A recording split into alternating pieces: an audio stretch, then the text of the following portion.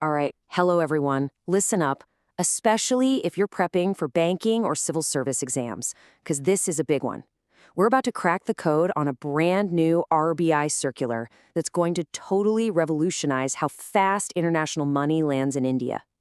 So here's the game plan. We'll look at the big picture, nail down the exact problem they're fixing, go through the 5 key directives, check the legal stuff, and then wrap it all up with the key takeaways for your exams. Let's get started. All right, Section 1, the big picture. Let's talk about why this is happening now. It's all about aligning India with global payment goals. So, you gotta understand, this isn't happening in a vacuum. It's actually a two-part story. On one hand, you've got the RBI's own Payments Vision 2025. That's the domestic push. And on the other, this move lines up perfectly with the G20's big international goal, making cross-border payments cheaper, faster, and way more transparent. Okay, so we know why they're doing this, but what's the actual problem they're trying to solve? Let's get into Section 2 and pinpoint the real source of these delays. You know that feeling, right? You're waiting for money from overseas, and it just gets stuck somewhere. Well, this is the million-dollar question. Where's the holdup? And what the RBI found is that the problem usually isn't on the sender's side. Nope. The real bottleneck is right here, in India. And this brings us to our first piece of exam jargon you absolutely have to know. It's called the beneficiary leg delay. Sounds complicated? But it's simple. It's the time gap between when your bank in India gets the money and when it actually shows up in your account. That's the delay, that's the final leg of the race, and that's exactly what the RBI is targeting. So what's causing this beneficiary leg delay? Well, a huge part of the problem comes down to something called a Nostro account. Here's another key term for you. Just think of it like this. It's an account that an Indian bank, say SBI, holds in a US bank, in US dollars. When someone sends you dollars, it lands in that Nostro account first. The problem is, if the Indian bank is slow to check that account, everything gets delayed. All right, let's get to the real meat of it. Section 3, the action plan. This is the heart of the circular. The 5 specific things the RBI is telling banks they must do. Pay close attention here, because this is prime exam material.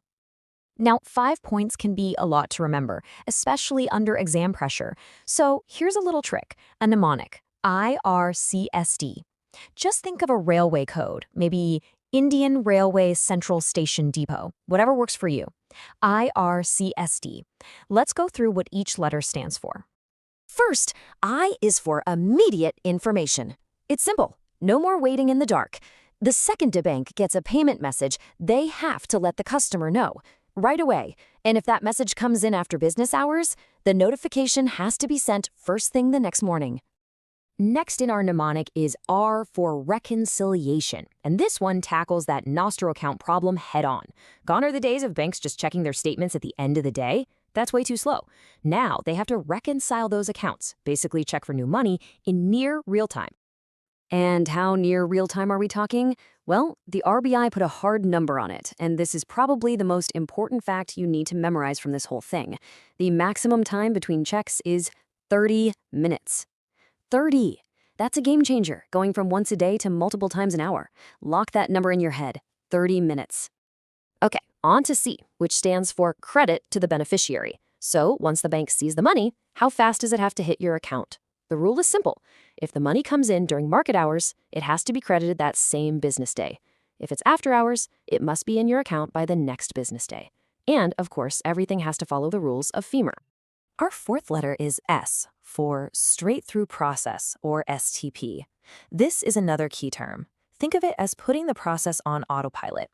The RBI wants banks to use technology to credit money to individual accounts automatically, without a human having to manually do it. This cuts out so much potential for error and delay. And last but not least, D is for digital interface. This one's all about putting power back in the customer's hands.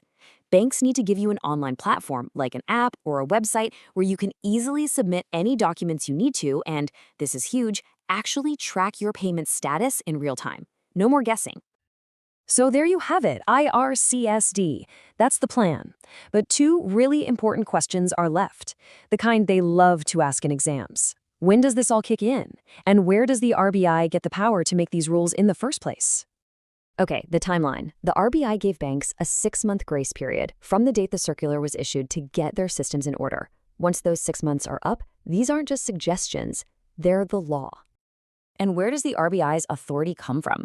This is super important for your legal and banking awareness sections. The power comes from the Payment and Settlement Systems Act of 2007. And if you want to get really specific, which you should for your exam, it's Section 10.2 combined with Section 18 of that act. That's the legal backbone. All right, final section. Let's do a rapid-fire review of everything we've covered. This is your cheat sheet, the absolute must-know points for your exam. Let's lock it all in. First up, the big ideas. What's the main goal? To crush that beneficiary leg delay. What's driving it? The RBI's Payments Vision 2025 and the G20 roadmap.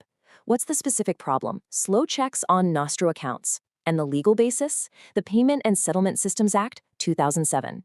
Got it? Next are 5 directives. Remember the mnemonic IRCSD. I, immediate information. R, reconciliation, with that magic number, 30 minutes. C, credit, same or next day, always under FEMA. S, straight-through process for automation. And D, a digital interface for you, the customer. And finally, let's drill down on the hard facts and figures. Timeline to implement, 6 months. Maximum reconciliation time, 30 minutes. The key law, the Payment and Settlement Systems Act, 2007. Key regulation to remember, FEMA. And the 3 key pieces of jargon, beneficiary leg delay, Nostro account, and straight-through process, or STP. You need to know these cold. So to wrap things up, let's just step back from the exam prep for a second. Think about what this really means. How is this automation, this speed, going to change things for, say, a freelancer getting paid from a client in the US, or a family receiving money from a loved one abroad? This is more than just a rule change. It's a huge step forward for millions of people. Something to think about. Thanks so much for tuning in.